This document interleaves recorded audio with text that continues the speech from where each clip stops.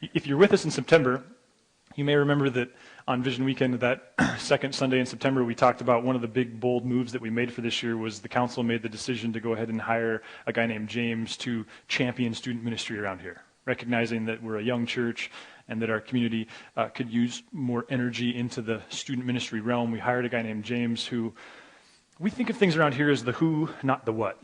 In terms of, like, if we can find the who, then the what will happen. Like, they can form the vision around themselves. We just got to get the right person.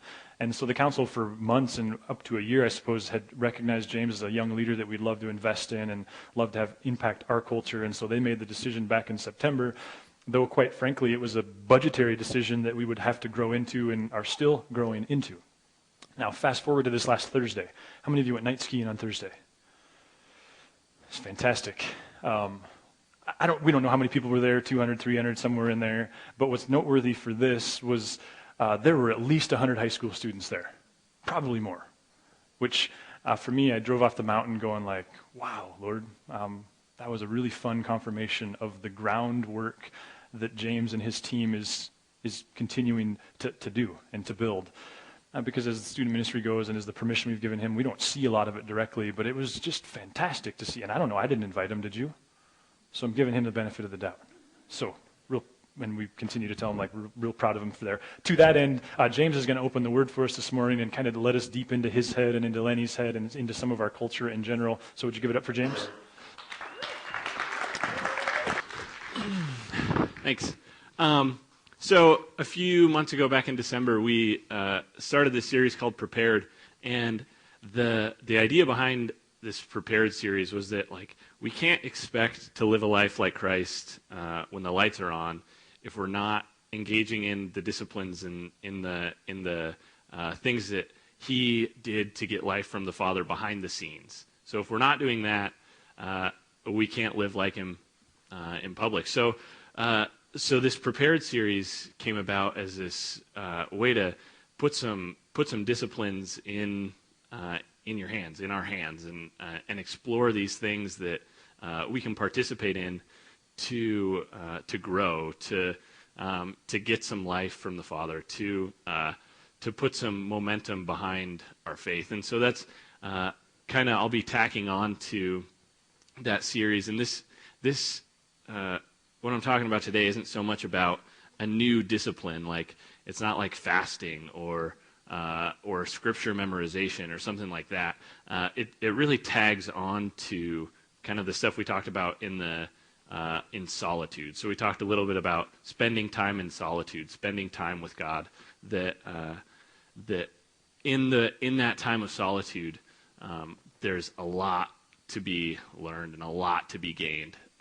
And so I'll be talking today about kind of synthesizing that time in the text and that time in solitude with our lives and with our time with God, and where those things meet, and integrating the language we use.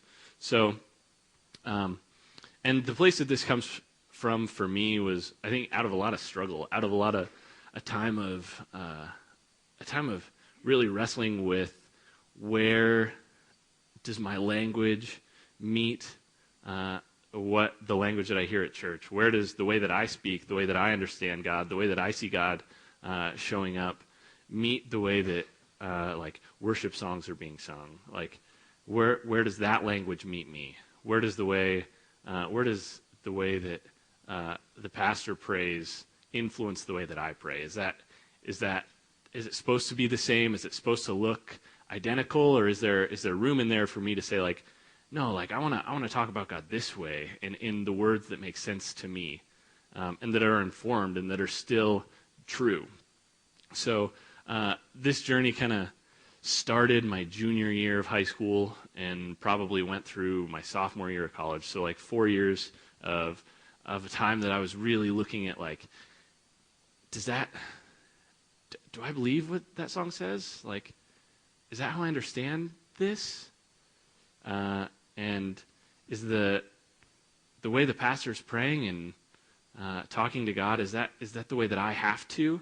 Is that something that resonates with me? Is that something that I need to imitate?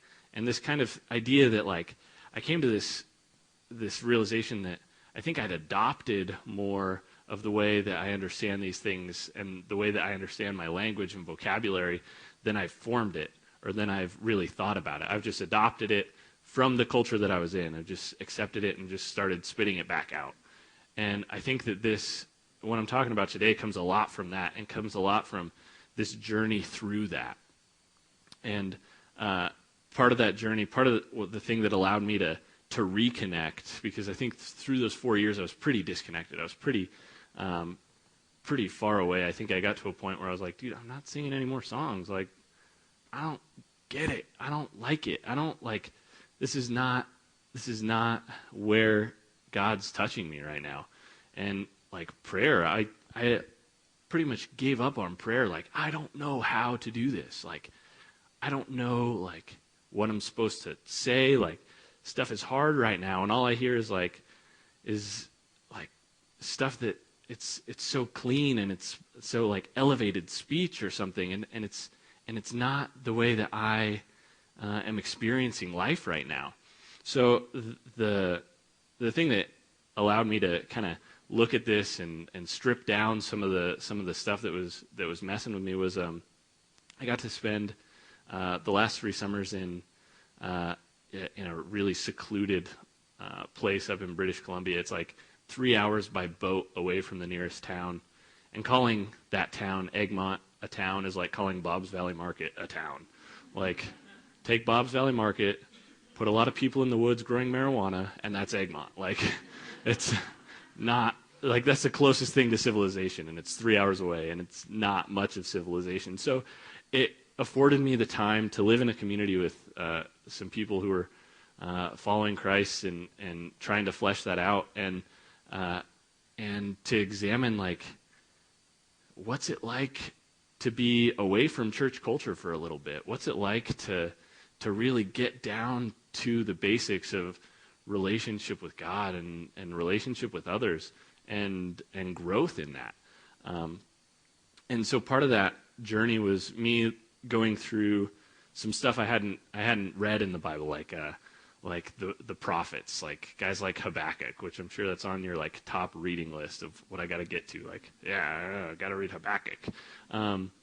But like in Habakkuk, this guy is like, he's talking to God and he's like crying out to God, like, God, why aren't you showing up? Where is the justice? Why are you allowing this injustice to happen? Like, what, aren't you God? Aren't you supposed to be stopping this stuff for us? And I'm sitting there thinking, like, dude, you're not supposed to talk to God like that. You're gonna get smited. Like, you're supposed to. I know the Babylonians are coming and destroying like Israel right now, but you're supposed to say, like, God, thanks that I didn't get speared through the throat like Steve next door. I pray for his family, and they're grieving through this process, but I thank you that it didn't happen to me. Like, that's how you're supposed to address this stuff, not like with anger. And then I was reading like Ezekiel, where in no unclear terms, like, God speaks through Ezekiel and calls the nation of Israel a prostitute. Like, and he's like, you are messing around, you are sleeping around, you are longing after this dirty kind of like sex kind of metaphor. And I'm like, God, dude, I don't know what church you go to, man, but we don't talk about that stuff. Like, it's clean it up, buddy. And I was reading Jeremiah, and in Jeremiah, he's struggling with this. Like, he's trying to tell the people of Israel that, like, Babylon's coming, shape up, like, watch out. Like, we are falling away from God, and we are not doing. We are not being who we should be as the nation of Israel. And Babylon's coming. And it got to a point where, like, everyone was, like, he'd come around the corner and people would go like, oh, there's Mr. Doom.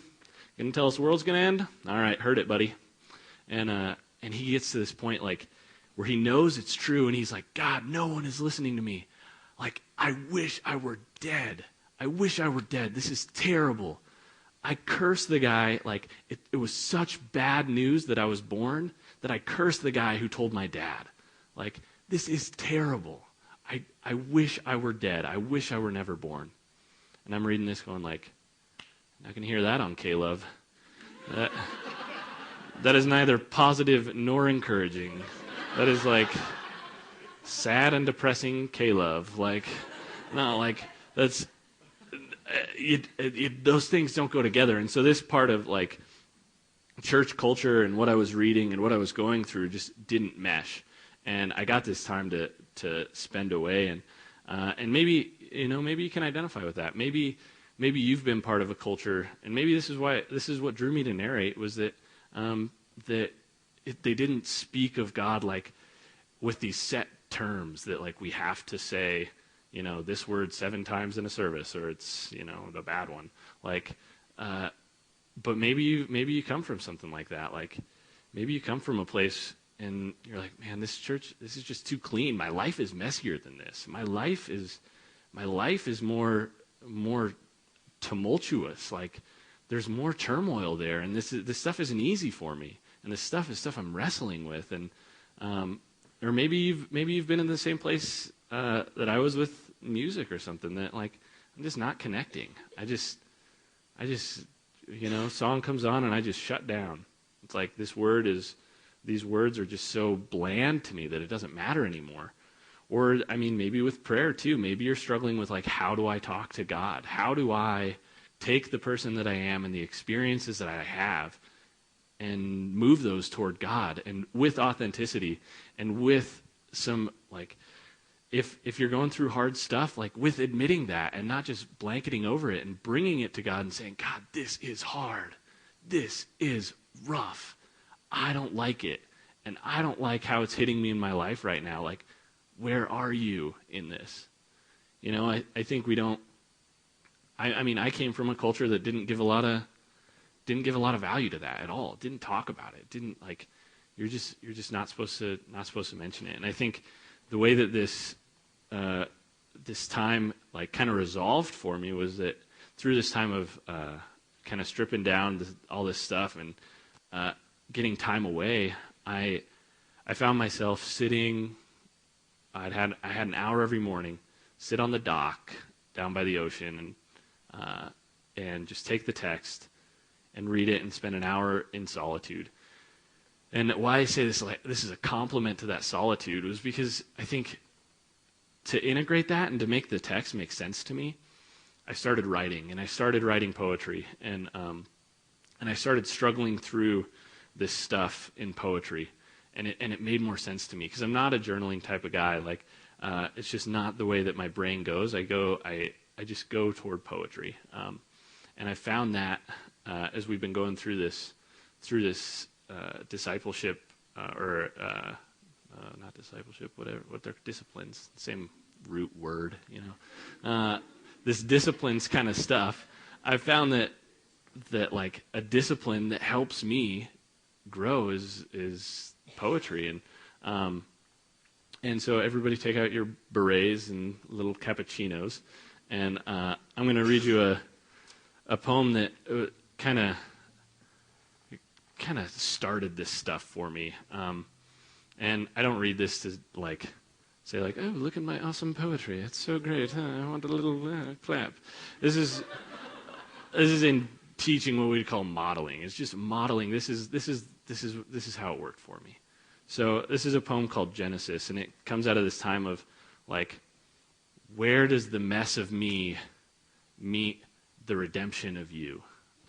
Okay, I'll just read it. Of what soil are my muscles and bones composed? Iron, clay, or granite dust? Do gnarled tree roots from the garden's crust knot my half-ribs and spinal cord, while stones from vacant tombs and burnt altars find homes in my sockets and ball joints? Will I rust if I swallow the rain?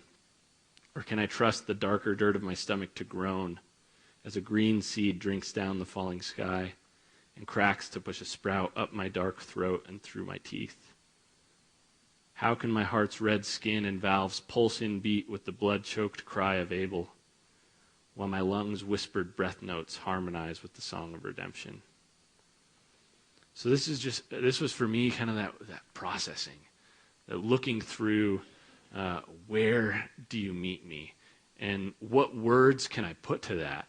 What words can I express the way that you meet me. And I mean, this poem is just questions. And I think there's room for that. There's room for just questions and for seeking through questions.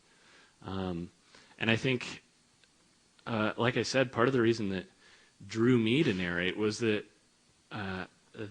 there's space for it. And I think an excellent space that we provide that is in song. I think the songs that we sing here are poetic and authentic, and they resonated with me, and they still do. And so poetry and music are closely linked. And I got the opportunity to speak with a learned professor in music and poetry and lyrics, and we talked about the art of the lyric, and we got to just have a little interview, sit-down thing, and so threw that on videotape, and you guys get to enjoy the video of that. That was great. That was fun. Lenny got to edit out his. He got to edit himself, so we had about a half-hour discussion on how all music stemmed from the sound of the fart, and it just that was the initial. I mean, God-given sound. Don't talk to Lenny about it. Don't talk to me. But I think we see the importance of words and the importance of choosing these words. John Mark McMillan, the songwriter, he wrote that song "Murdered Son" and "Skeleton Bones" and "How He Loves" and a lot of these songs. And he says, talking about words, he says, "Words are just letters and sounds that represent meaning. And when we use the same phrases, they lose their association with the powerful meanings behind them. The truth has not lost power, just the words we use to tell it. That's why we need new words. If we never changed the way we say things, we would only be able to worship in Hebrew and Greek, which would mean nothing to us." So, I mean, I think there is a value and there's a tradition of seeking where God is showing up in our language, seeking with the words that we speak where God's showing up. The power of words is important here. I think someone who demonstrates this really well, just the power of words, is Clint Eastwood. Clint Eastwood is known for one-liners. I mean, he's got some great lines, and lines like, "Do you feel lucky? Well, do you, punk?" Stuff like that. Or my favorite from Unforgiven, this Western, where at the end they shoot up this bar, and the kid, who it's like his first time, he's like shaking, and he's like, "Oh, I guess they had it coming." And Clint Eastwood just grabs some whiskey, and he's like, "We all got it coming, kid." Like, that's good. That's good, man. But the reason that those lines have power is because Clint Eastwood is known for just blacking out pages of script, just going through script, going through dialogue, and saying like, "Nope, nope, nope, not going to say that. Nope, nope, nope, nope, nope." And the power that gives is choosing words well, and not overusing the way that we can use words so that they don't have any meaning anymore. The truth isn't gone, but our ability to understand the meaning behind it's gone.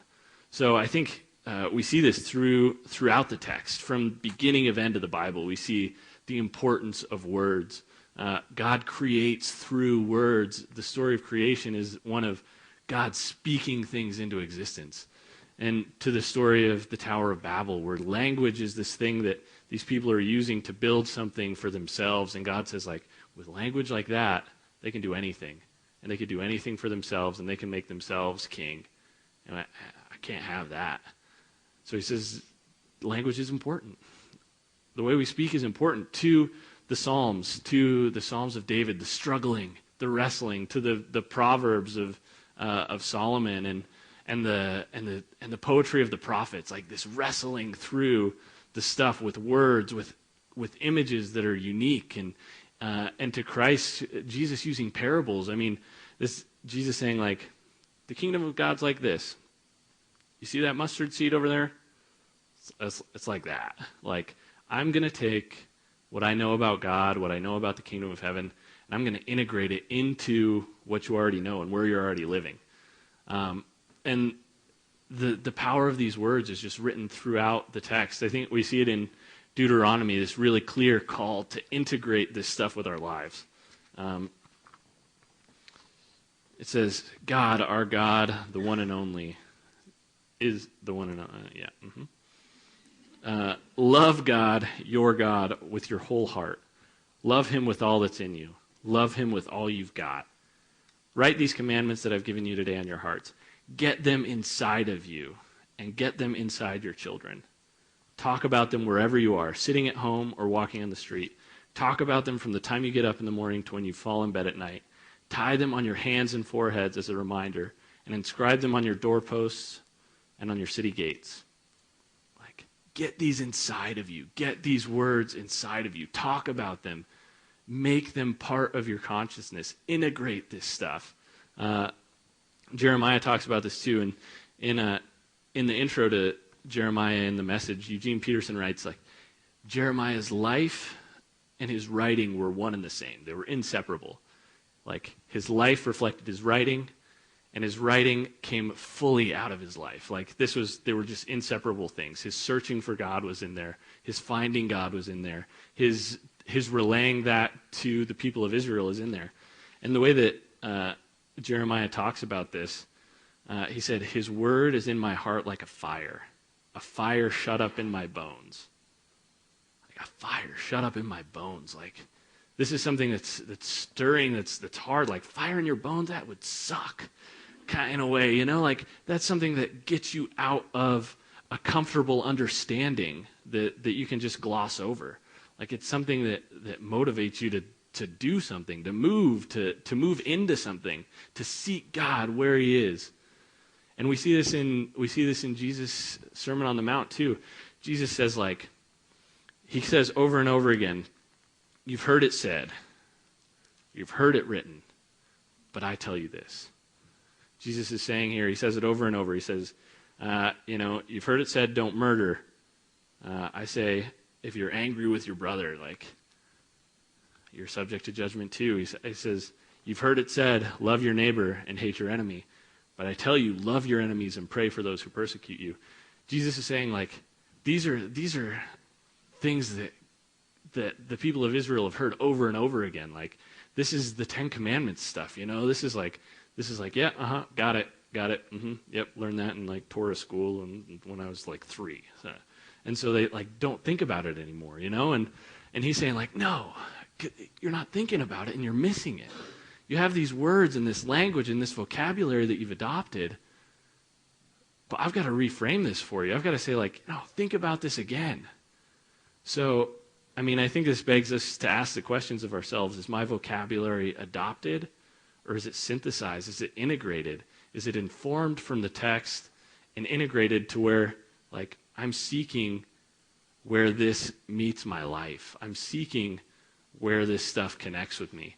And I think one way or a few ways, I guess, when we talk about the disciplines, when we talk about putting this into practice, I can't say that, you know, Jesus sat and wrote poetry. Like, it's not in there. But what he did do was synthesize this text, make it a part of his life, and let it meet him where he was, you know?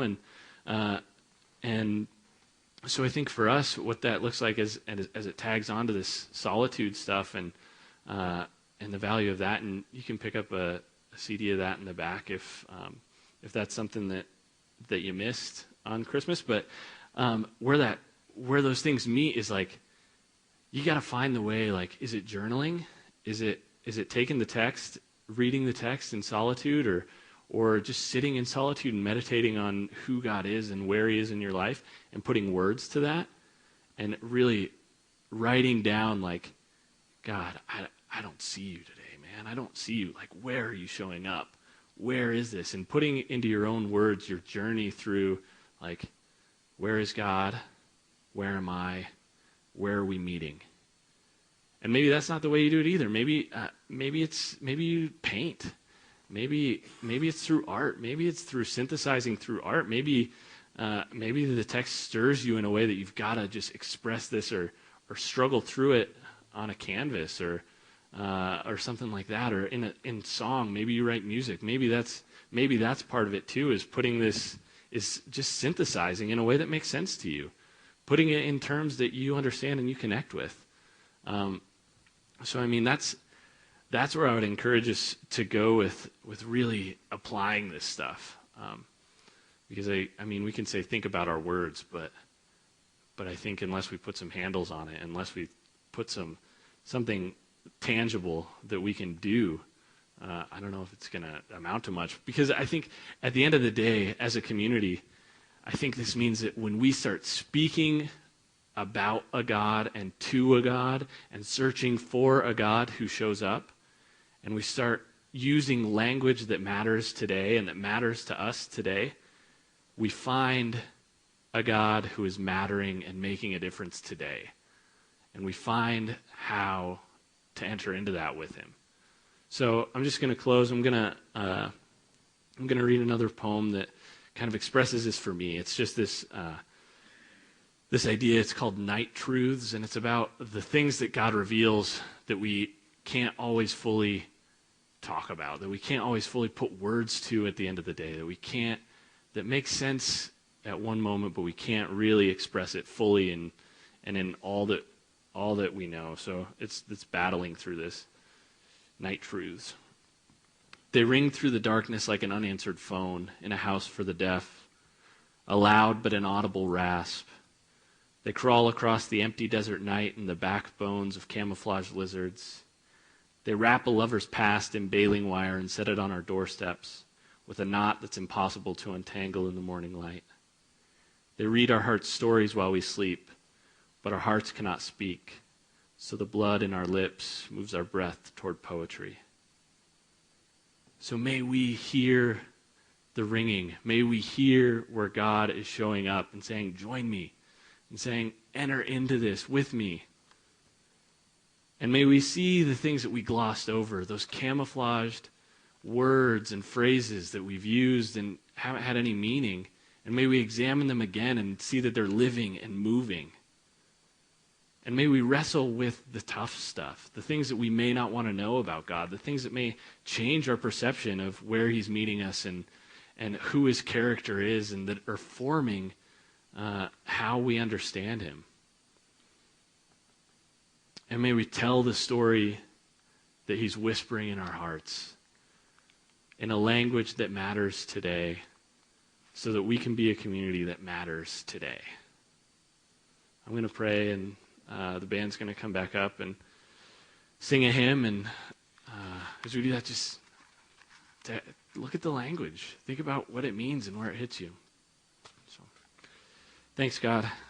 Thanks for who you are. Thanks for the power of language. Thank you for creating it and using it. And I pray that we can use it consciously too, and that we can recognize where you're showing up, and that in the struggle and in the dark parts of our hearts and the dark parts of our lives, that we can know that there's space to seek you in that, and that we can know that it's not something that you're turned off by or that you push us away because of. I pray that we can go through that and come back to a knowing, come back to a praise, come back to seeing where you are and joining you.